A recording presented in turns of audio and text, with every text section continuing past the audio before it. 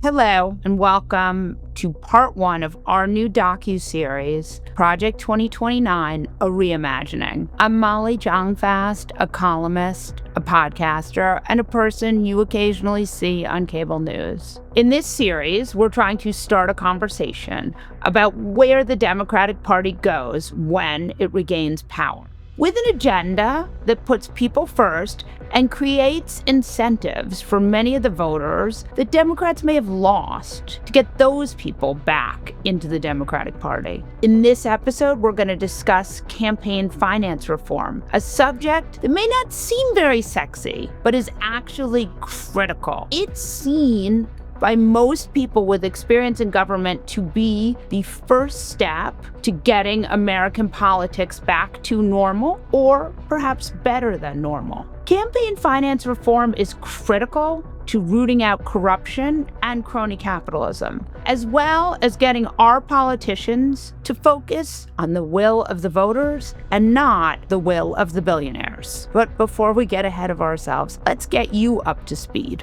You may have noticed that the Heritage Foundation's wildly ambitious Project 2025 has been implemented at lightning speed, with nearly half of its goals reached in just 9 months. The agenda that the Heritage Foundation has set forth, which includes other MAGA actors, has moved at breakneck speeds to reshape America into a kind of right-wing policy testing lab that is both failing its citizens and creating a dystopia that many of us don't recognize. In this series, we are imagining not only what Democrats can do when they regain power, but also how to regain the support and trust that Democrats desperately need after all of the damage that has been done in both of the Trump administrations. We've assembled some of the smartest people we know to explain to us how to fix what seems like a very broken mess. Billionaires pouring money into our elections and people not being served by it. Let's set the stage with one of the most damning Supreme Court decisions of all time. I'm Michael Waldman. I'm the president of the Brennan Center for Justice at NYU School of Law. We work to strengthen and reform and defend our systems of democracy and justice. There's always been an effort to make sure that money doesn't have too big an impact on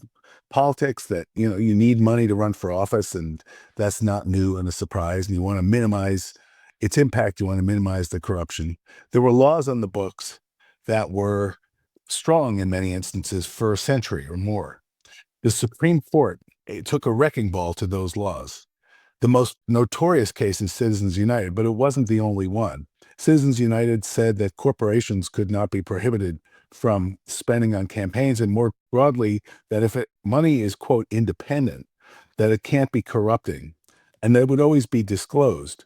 Well, we know, of course, that the money is corrupting in many instances, that it's not disclosed, and it's now coming in massive amounts. Elon Musk spending $250 million for Donald Trump would have been flatly illegal before January 2010. That was brought to us by John Roberts Supreme Court and Citizens United. I'm Tiffany Muller. I'm president of End Citizens United, and we're a grassroots-powered organization. We have about 4 million members across the country. Our simple mission is we want to get big money out of politics. We want to protect our democracy. So Citizens United was a decision in January 2010 by the Supreme Court, and essentially boiled down, it took two really terrible ideas and it merged them together. And it said money equals speech and corporations are people. And really what it allowed is it allowed this unlimited and, in a lot of cases, undisclosed money to start flooding into our election cycle.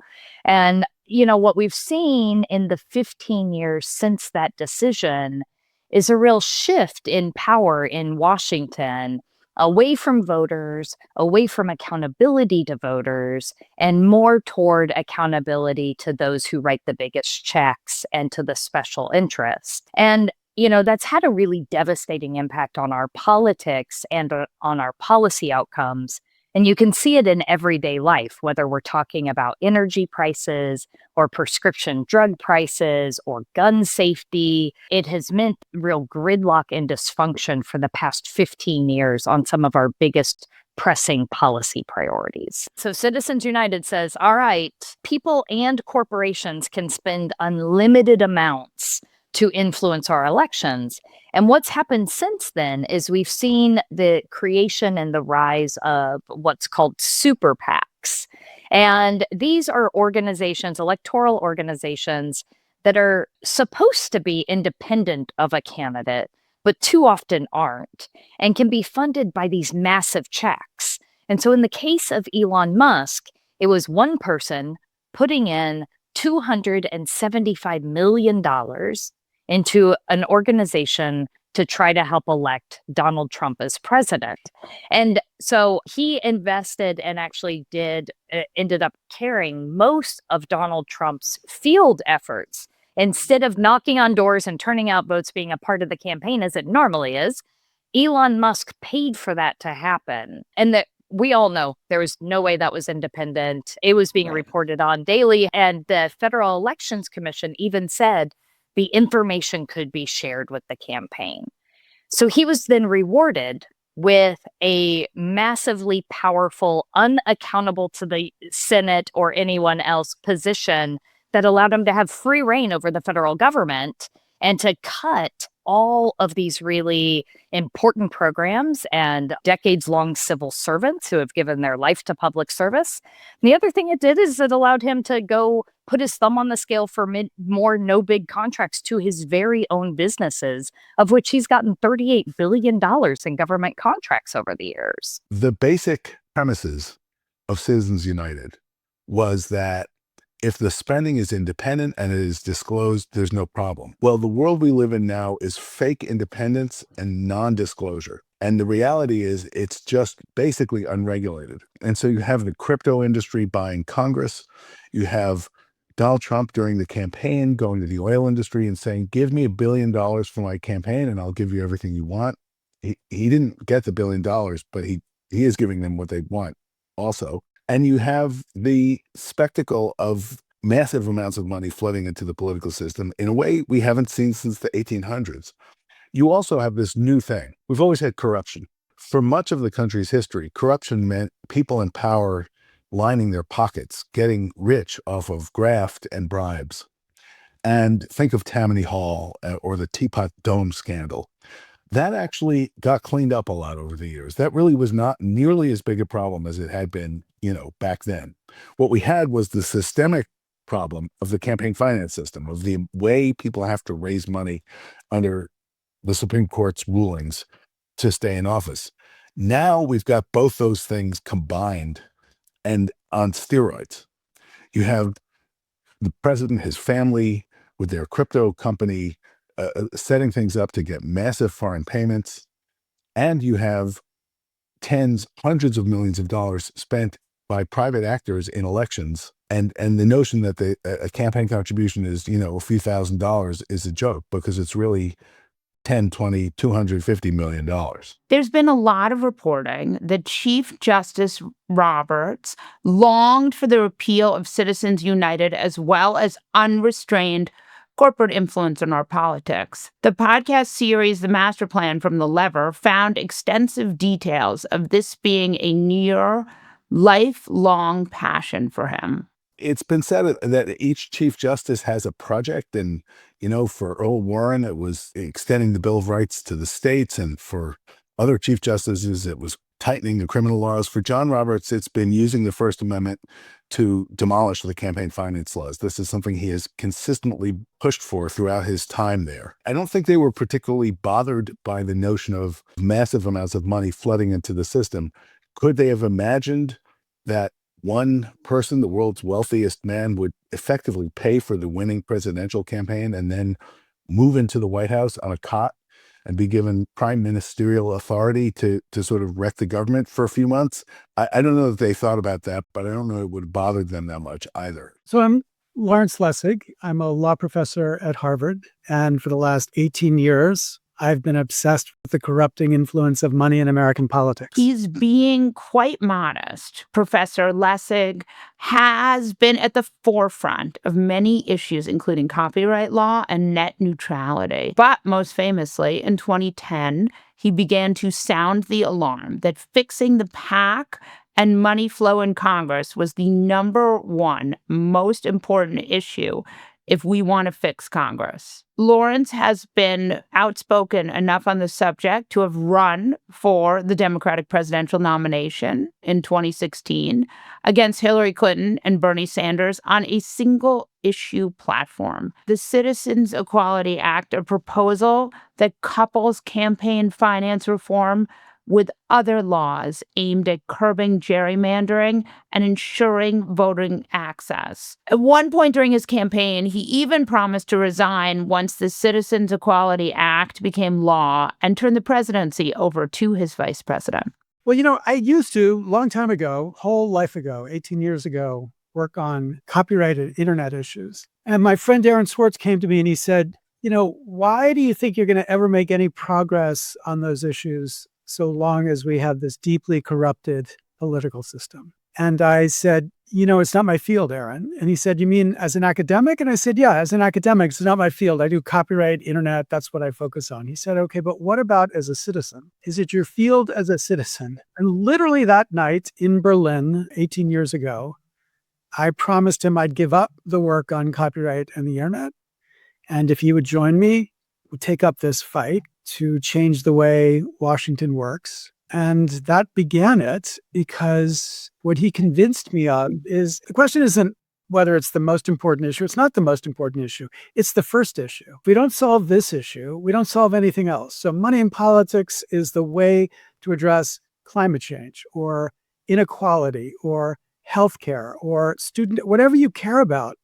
The reason we can't get anything serious, effective done is because it's trivially easy to leverage money to block serious, effective things getting done. This is all clearly outlined in his 2011 book, Republic Lost, which foretold many of the problems we have today and foreshadowed many of the government's actions.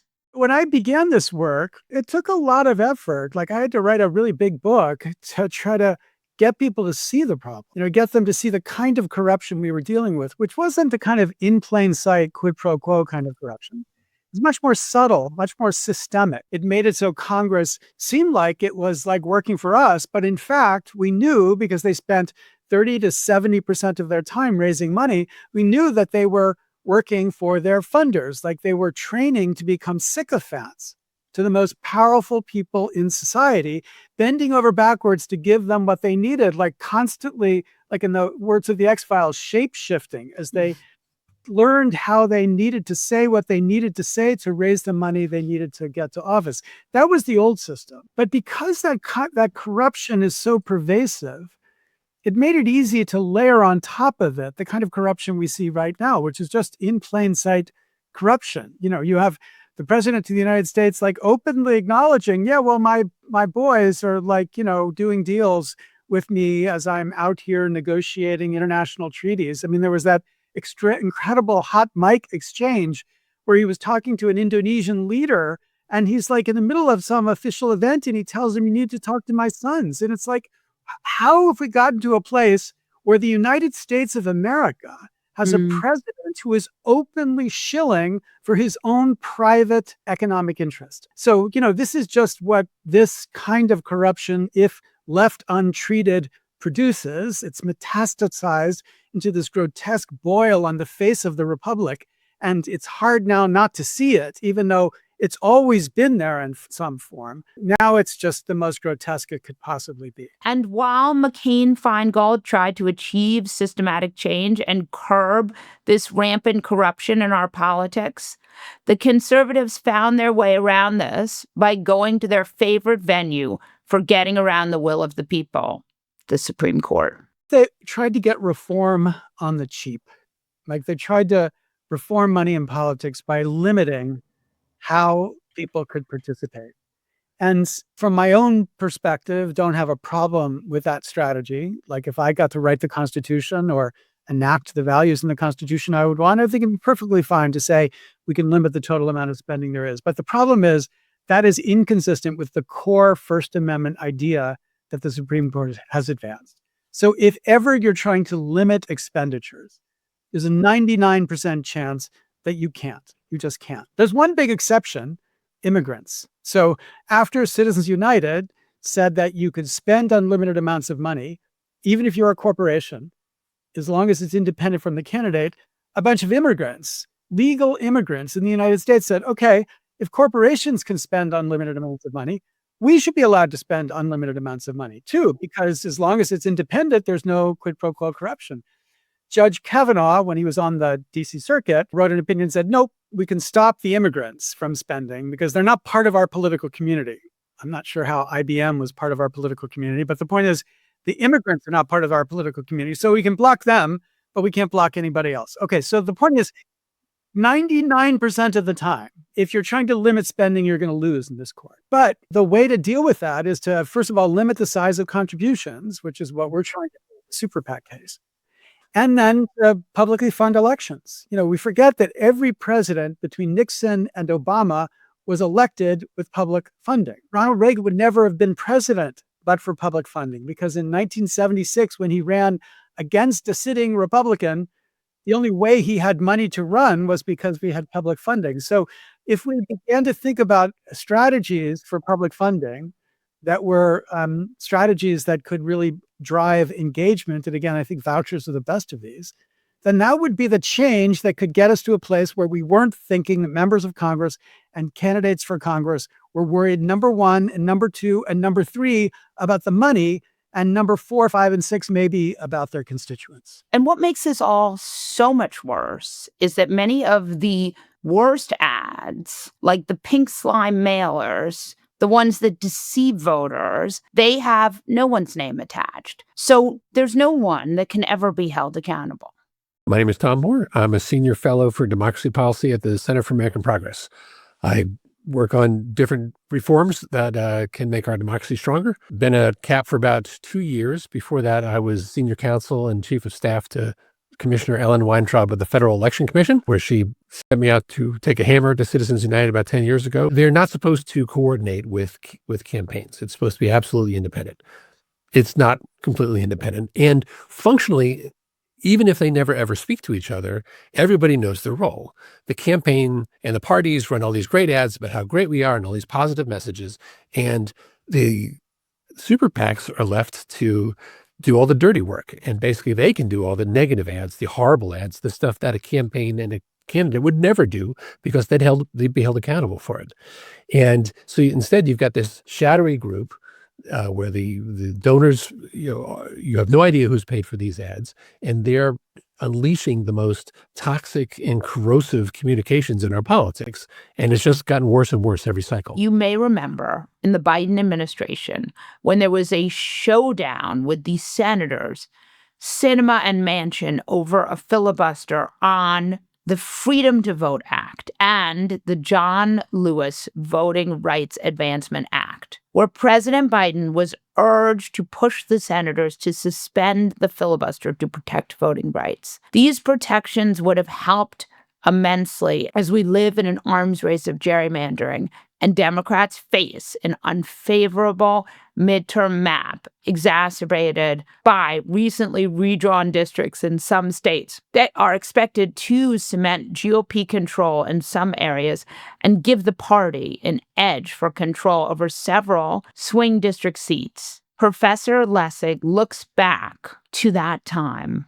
I mean, I joined a hunger strike in front of the White House. I was taken off the field because the doctor said I was dying. And, the stories about that are mixed. The most depressing story is that, in fact, they had a deal with Manchin, and he went to the White House to discuss the deal. And apparently the president was upset about something. And so instead they got into an argument. And at a certain point, Manchin just walks out and says, to hell with it. The idea we came this close to passing the most important democracy reform legislation that had passed the House and was in the Senate in, since the Civil War.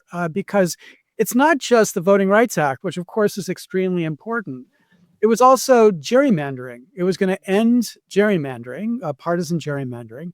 And the part that was most important to me is it would experiment with really critically different ways to fund campaigns. It was actually Manchin created a very creative addition to the bill that basically gave block grants to states to experiment with public funding systems. So some would adopt voucher systems, which is my favorite alternative to the existing corrupt system we have, but maybe matching fund systems like New York City has, or even like Connecticut systems, which is basically you give a chunk of money to people once they qualify. Regardless, the aim is to make it so that when you're trying to become a representative, you're focused on your constituents, the people who are going to vote for you, as opposed to being focused on these funders. And when you look at like our Congress right now, which is, our whole government is a demonstration that our government is not what we told ourselves it was, like a system of rule of law and checks and balances. There are no checks and balances inside the system. I mean, the court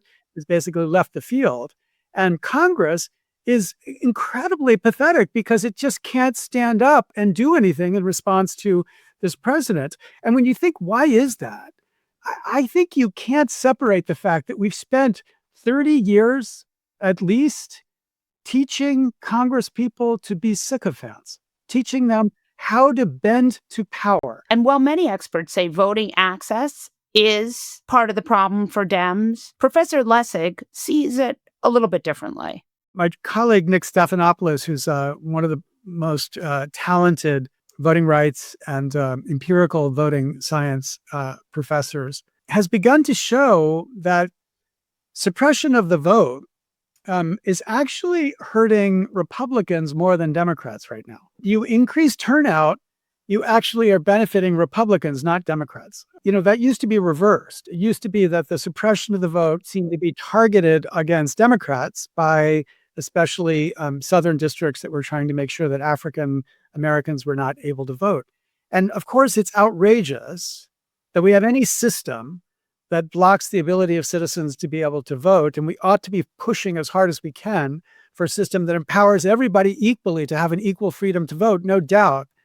But I think the best thing to think about this horrible situation is it's not actually the most important problem. It's not actually the thing that's flipping the Congress to be the way the Congress is. What's doing that is, number one, money, and number two is gerrymandering. And, we've got terrible ways we run primaries. There's lots of other tweaks you could do to that, but solve those two, and you've solved, I think, 70% of the problem. When voters wonder why politicians are so out of touch with their needs, this is often the root of it.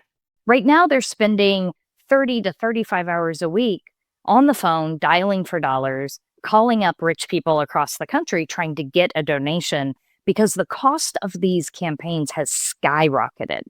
And what they're not doing when they're making those calls, they're not out in their community talking to voters. They're not doing house parties and getting to know, the folks in a neighborhood, for instance, and what their concerns are. Or they're not sitting in committee learning about which policies they're going to have to vote on. Or they're not, being able to have meetings with their constituents. That's the system we live in right now. Well, many people consider the votes politicians take to be the place that compromises the will of the people. Professor Lessig makes the case that it also helps to shape unpopular messaging in the Democratic Party, particularly in the last election.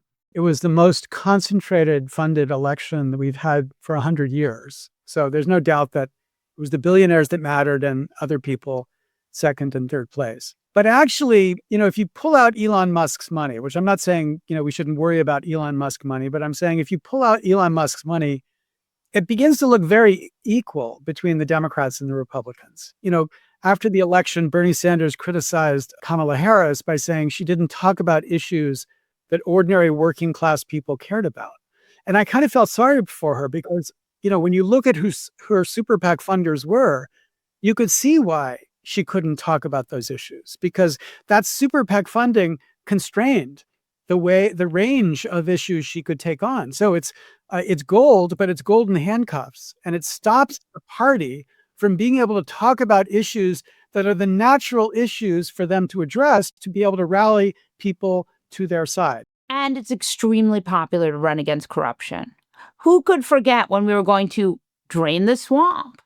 And after what seems to already be the most corrupt administration in history, there will be an absolute thirst for anti-corruption legislation. We know that about 80% of Americans think that our system is broken. It's not working for them. It needs big changes.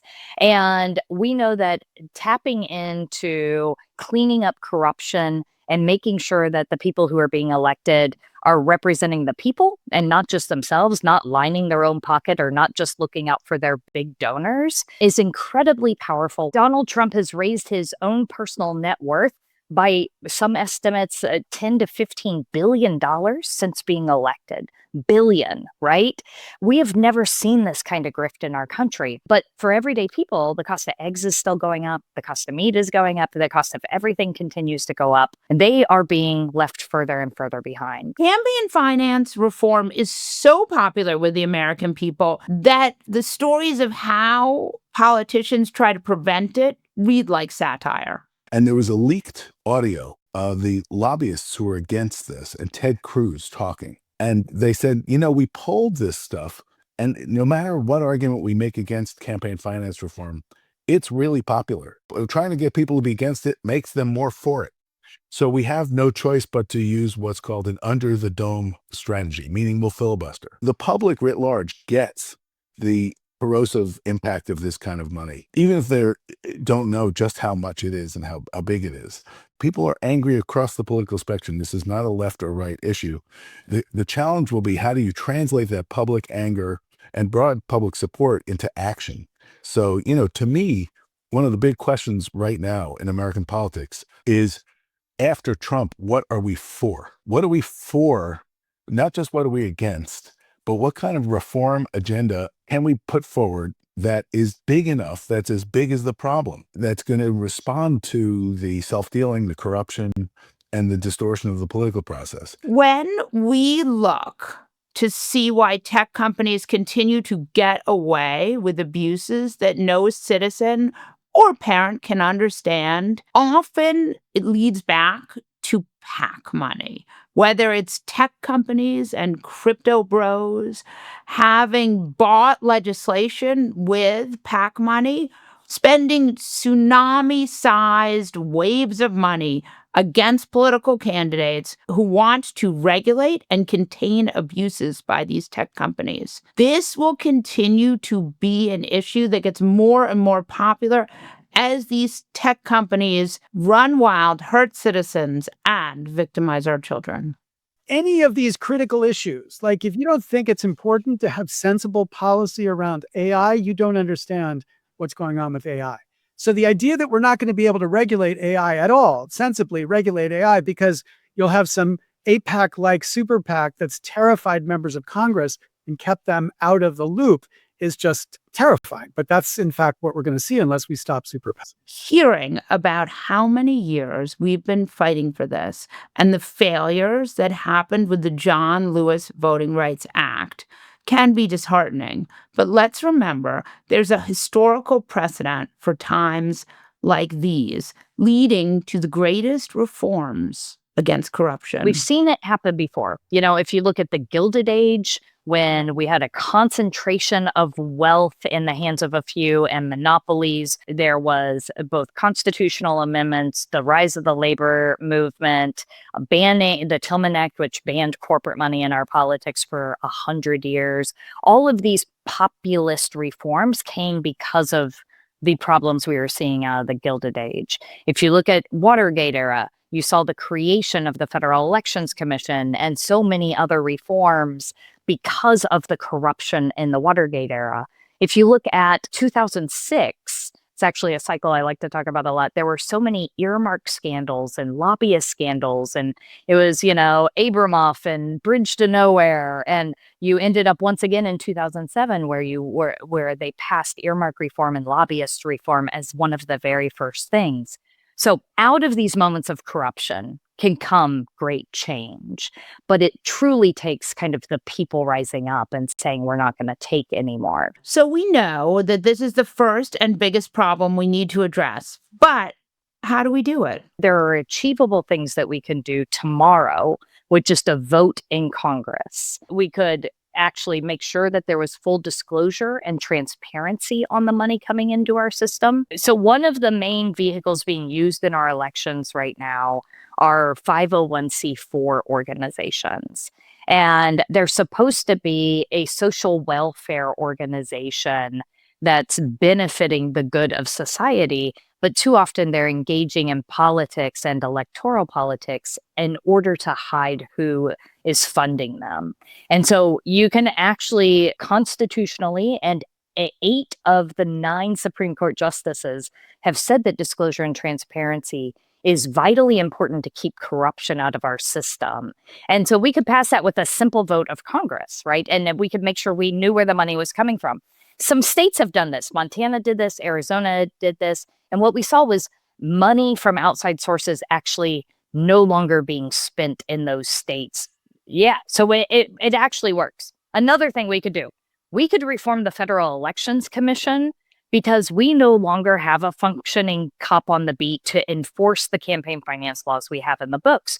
So people are just violating the laws we do have, and we need to strengthen those laws. But even the laws we do have, we need to be able to enforce.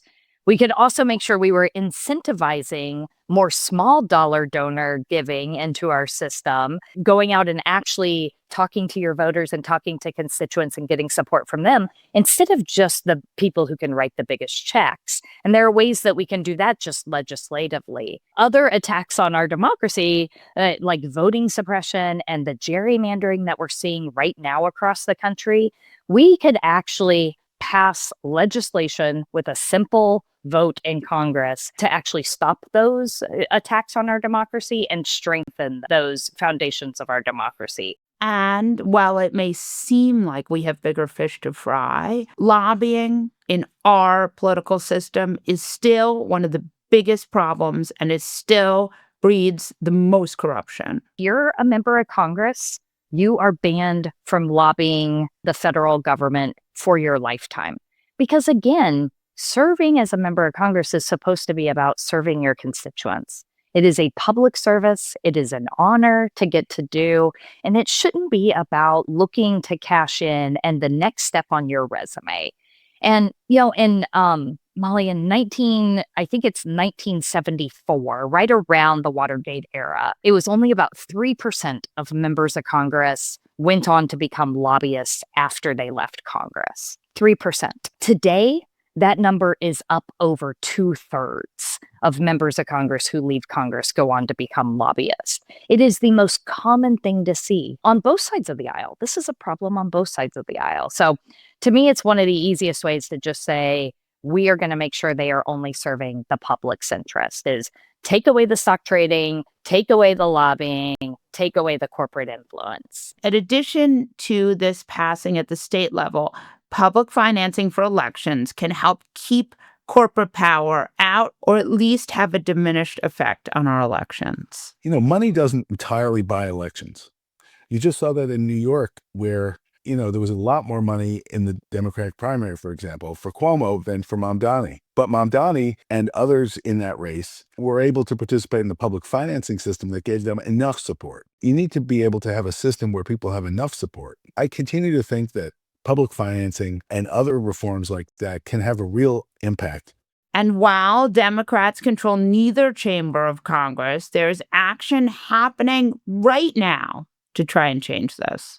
Well, the first thing is to end super PACs. And people think that's impossible because people like my friend Bernie Sanders go around and say, super PACs have destroyed American democracy, which is true. And so therefore we have to overturn Citizens United, which is both impossible and false. Because it turns out Citizens United did not create super PACs. Super PACs were created by a lower federal court decision, a case called Speech Now versus FEC, 3 months after Citizens United. And that case was then copied by a bunch of other circuits within the first couple years. And that case has a critical mistake right at the core of the case. And like once you see it, you can't unsee it. And that mistake shows that existing Supreme Court doctrine does not say that the Constitution requires there to be something like super PACs. And so we've stood up an initiative in Maine that blocks super PACs. In 2024, it passed with 74.9% of the vote, the largest number of people to vote for anything in the history of Maine, candidate or initiative. It's now being challenged by groups backed by Leonard Leo, key super PAC funders. It's going into the First Circuit. Neil Katyal, we recruited to argue the case. We're pretty confident that even this United States Supreme Court, I would say especially this United States Supreme Court, is going to allow laws that block super PACs to have an effect. Why? The critical thing is this. What the Supreme Court has said, whether you like this theory of the First Amendment or not, this is what they've said. They've said the only justification for limiting political speech, which money has been interpreted to be, the only justification is the risk of quid pro quo corruption, this for that corruption. And what they said in Citizens United was, if your spending is independent of the candidate, then there's no quid pro quo. That's what independence means. Or put the other way around, if it's quid pro quo, then it's not independent. So that's why you couldn't regulate the spending. You couldn't limit the spending because there was no quid pro quo, no risk of any quid pro quo. What the DC Circuit said 3 months after that was, oh, well, if there's no risk of quid pro quo with the spending, it must be, as a matter of logic, there's no risk of quid pro quo with a contribution to the committee that then makes the spending. Kind of seems on the surface to be logical, but my favorite senator, Robert Menendez, 5 years later, proved this wrong. I don't think he's really your favorite senator. Go on. Menendez is indicted. What's the indictment? The indictment is he promises a Florida businessman a bunch of favors in exchange for the businessman giving money to Menendez's super PAC. The very thing the DC Circuit said couldn't happen, happened. Indeed, his lawyers had the chutzpah to file a motion to dismiss, saying, the thing you've indicted us for, the DC Circuit says cannot happen. So therefore, we must be innocent. Now, of course, the court just chuckled at that, but it pointed to the logical mistake that speech now was. And after that, my colleague Larry Tribe, my former colleague Al Schuler, Richard Painter, Norm Eisen, wrote a piece. They said, look, this shows that Citizens United does not mean super PACs. It's totally unrelated. And that started people on a process to try to find a way to tee this question up. And we found that by getting an initiative in Maine, which will, if the First Circuit agrees with us, will lead us to being in the Supreme Court. So if the Supreme Court does what its doctrine says it should do, then that could end super PACs. And the really cool additional part to the story is, I don't know if you remember that about a year and a half ago, my second favorite senator, Josh Hawley, he introduced a bill to overturn Citizens United. And when he introduced that bill, he gave a speech and he said, every good originalist knows that the original meaning of the First Amendment would never have restricted Congress's ability to control how corporations spend their money. So he's mapping out the far right position on this question. And his argument is the far right position, originalism, would support this regulation. And so Neil's also pushing the argument that from an originalist perspective, you should be allowed to limit super PACs. So we have the three liberals. We're aiming to the people in the middle that apply the existing doctrine, however crazy that is. We're aiming for the originalist. And I think all three of those will get us to at least 5 votes that will end super PACs.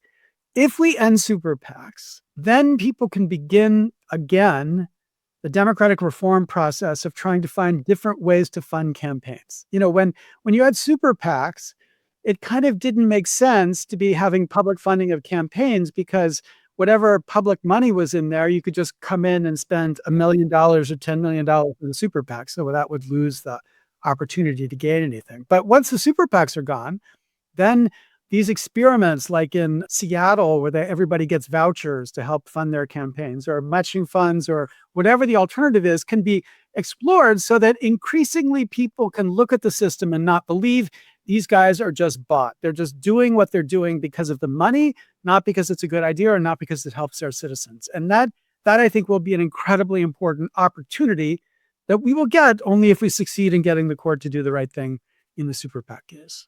Well, if you're anything like me, you're not putting a lot of faith in the Roberts Supreme Court about them being the good guys here. We got to take our shot on the super PAC fight. Everything depends on whether we win that or not. And is that coming up this semester? Well, so we're in the First Circuit. Our briefs are due. So we'll be out. The First Circuit will decide probably by June of 2026. And then that means it could be in the Supreme Court in 26 and 27.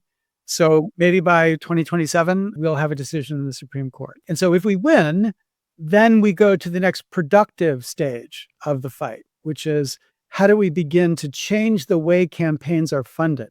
So how do you fund campaigns so that members of Congress and candidates for Congress are not spending 30 to 70% of their time raising money? Like that's the critical next step. If we lose the super PAC fight, then we have to triple down on the constitutional strategy of getting an amendment to the Constitution to take back from the Supreme Court our own ability to control our democratic destiny. I mean, the striking thing about this whole doctrine is that it's kind of all made up.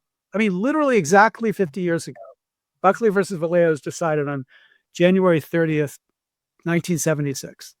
So 50 years ago. The Supreme Court made up this doctrine, Buckley versus Vallejo, that has now, they've spent 50 years articulating these incredibly complex standards for like governing whether we can police corruption inside of our political system.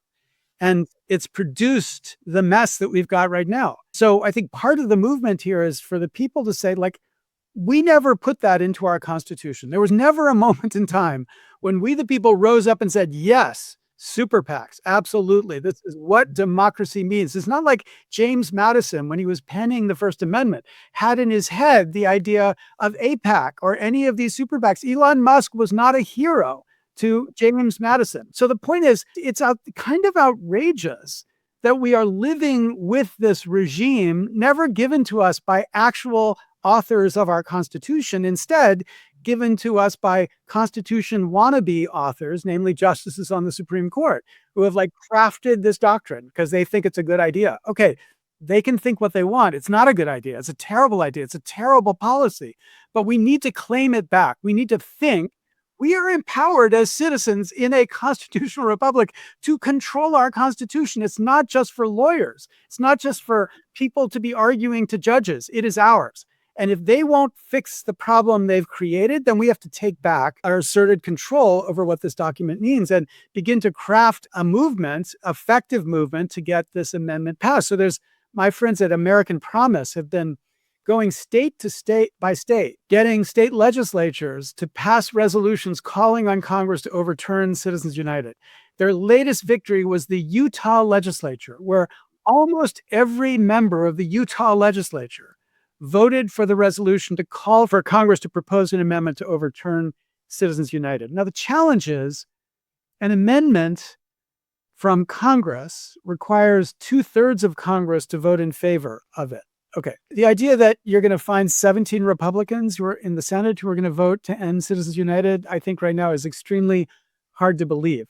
So many of us have been pushing them to say, you need to start experimenting with the alternative path the Constitution gives us for amending the Constitution, which is a convention that could propose amendments.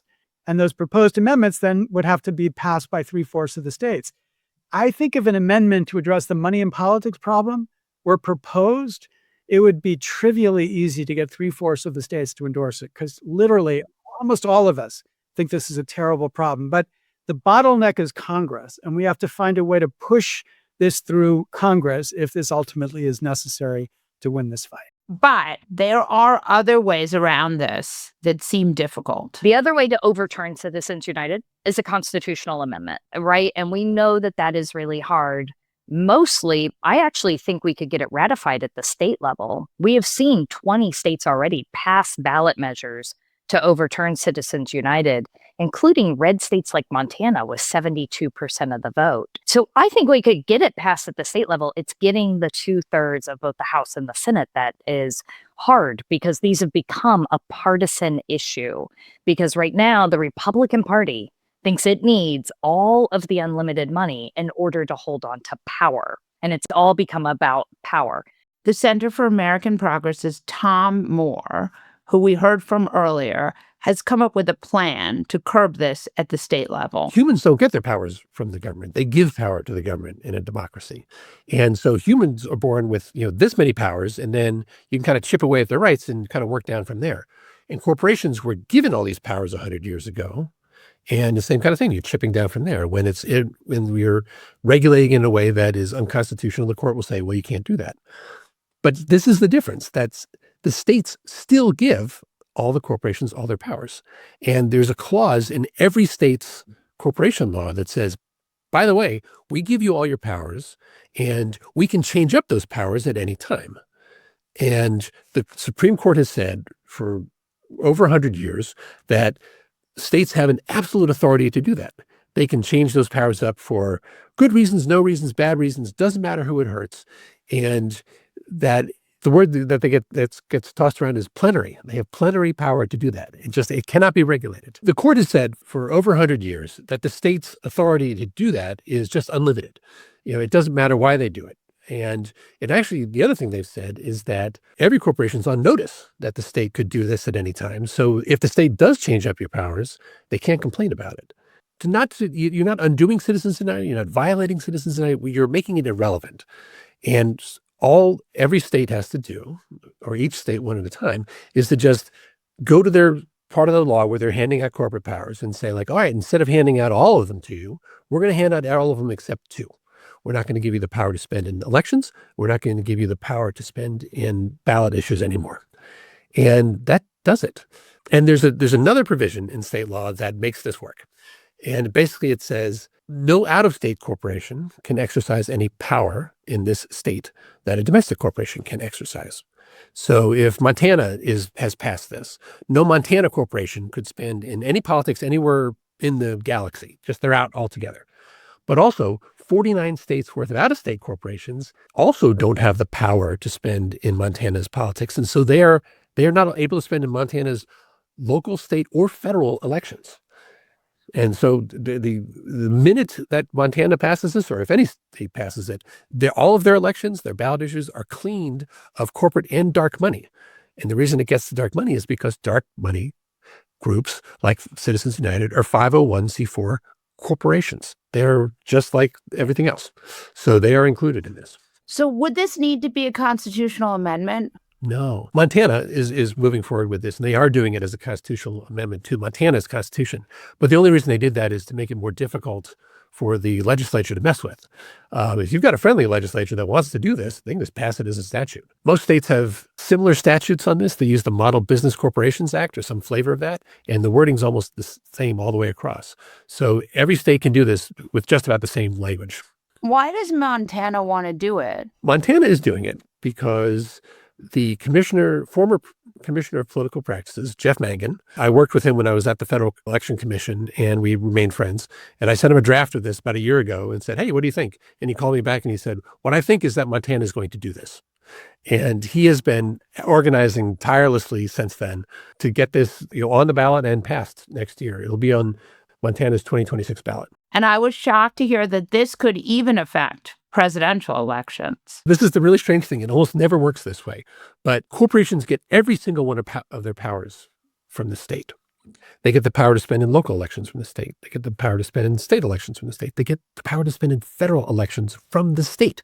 And because that's a power that the state gives, it's a power that the state can decide to no longer give. Almost nothing works that way. There's almost always federal supremacy and you know all these things. But this is not a regulatory power of the state where it's like can't. This is a positive power granting authority of the state, which works totally differently. And if they don't give it to a corporation, they don't have to give corporations the power to own property or sign contracts. They would be disastrous if they decided not to do that, but they have the authority to do that.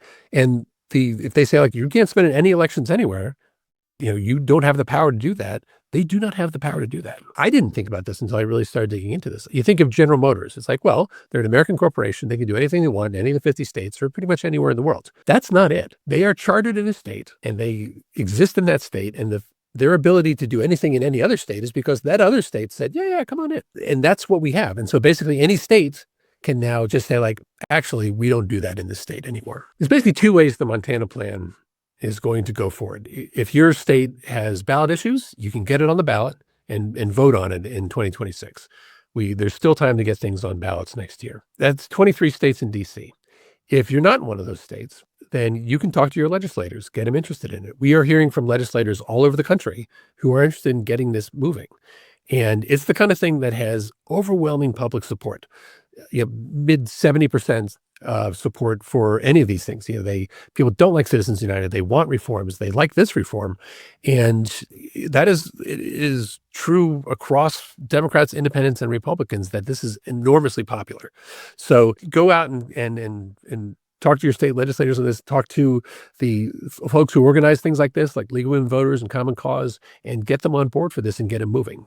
But this is something that every state can do. And the minute you pass this in your state's elections are cleaned of all the corporate dark money. It's an immediate change. And if you want to get involved, there are things you can do. We need more people talking to candidates about these issues. Bring it up, just like you would bring up healthcare costs or bring up education or bring up crime or safety. The more that people bring up corruption or money in politics when they're talking to a member of Congress or a candidate, those conversations really matter in terms of what they're prioritizing, right? And so the more that they hear it organically, whether it is at one of their town hall meetings, or they see it in a letter to the editor, or they get a call into their office or their campaign about it, the more that will begin to influence their platform and how seriously they take actually changing the system. Thank you so much for watching this episode. We made this series to get the conversation going about what happens after Trumpism. Democrats need to be more than just anti-Trump. And part of that includes a bold vision to rebuild after Trump's disastrous agenda reshapes America. We'd love to create as much of a conversation as possible around this, so please share this episode with a friend. Click like on this video and comment so it can spread to more people on YouTube.